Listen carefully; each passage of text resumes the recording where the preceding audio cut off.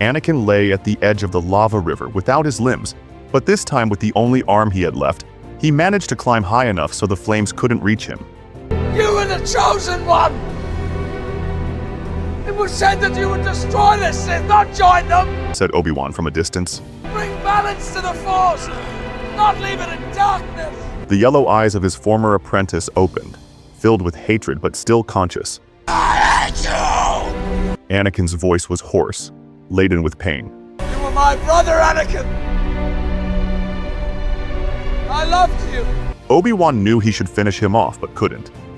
The memories of years of training, shared laughter, battles fought side by side, paralyzed him.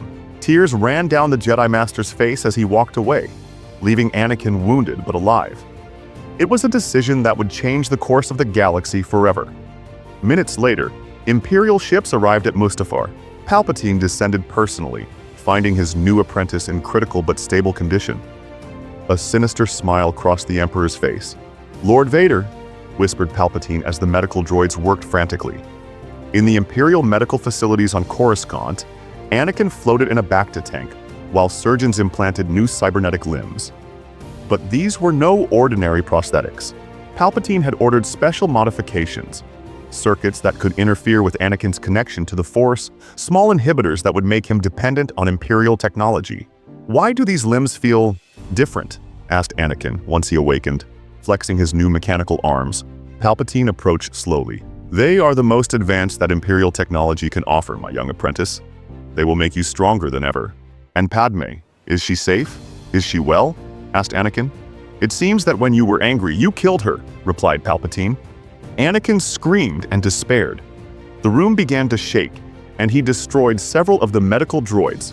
During the following weeks, while Anakin recovered and trained with his new limbs, he began to notice irregularities. His connection to the Force felt filtered, as if something was interfering with his natural power. The Bacta meditation sessions became more frequent. Submerged in the healing liquid, Anakin sought answers in the Force.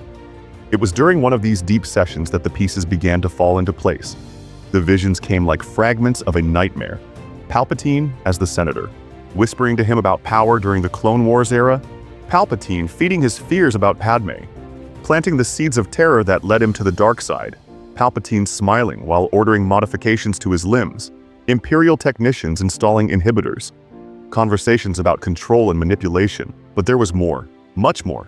He saw Palpatine orchestrating the entire war, playing both sides like a master chess player. He saw how he had manipulated every event, every tragedy, every moment of desperation to mold Anakin into his perfect weapon. "No!" roared Anakin, emerging violently from the tank. Bacta spilled across the floor as his scream made the entire medical room vibrate. Everything has been a lie. His breathing was erratic, his mechanical hands trembling as he processed the magnitude of the betrayal. "Padmé, you killed her.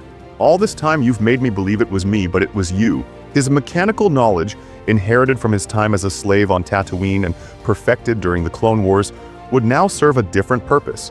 For entire nights, Anakin worked in secret, carefully dismantling the inhibitors in his cybernetic limbs. The process was painful and dangerous. Every circuit he removed, every inhibitor he deactivated, sent shocks of pain through his nervous system. But determination kept him focused. With each component eliminated, he felt his connection to the Force strengthen. One night, Anakin completed his work.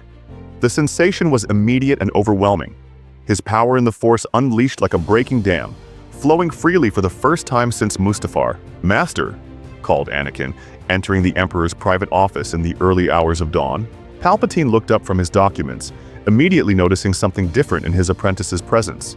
"Lord Vader, what brings you here?" Anakin approached slowly, his mechanical limbs moving with a fluidity they hadn't had before. "I wanted to thank you, Master, for everything you've done for me." Palpatine smiled, but there was caution in his eyes. "You have nothing to thank me for, my apprentice. Everything I've done has been for your benefit." "Really?" Anakin's voice was dangerously quiet. "Even the Force inhibitors you installed in my limbs?" Palpatine's face hardened instantly. His hand moved toward his hidden lightsaber, but Anakin was faster. With a gesture of his mechanical hand, the Emperor's weapon flew across the room. "How?" began Palpatine, but Anakin interrupted him. "Did you think I would never discover the truth?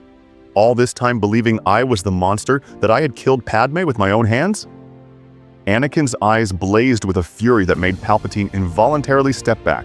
It was you. It was always you. Palpatine regained his composure, his face adopting the mask of benevolence he had perfected over decades. Anakin, my boy, I think there's a misunderstanding. Everything I've done has been to protect you, to guide you toward your destiny. Enough lies, roared Anakin, and the office windows shattered. I saw it all, Sidious. Every manipulation, every betrayal. You turned me into your weapon from the time I was a child. The Clone Wars, my mother's death, my nightmares about Padmé, all orchestrated by you. And when I finally fell into your trap, you kept me weak with those inhibitors to ensure I could never challenge your power. And that's a wrap on part 1. If you liked it, smash that like button, and don't forget to check out my channel for part 2.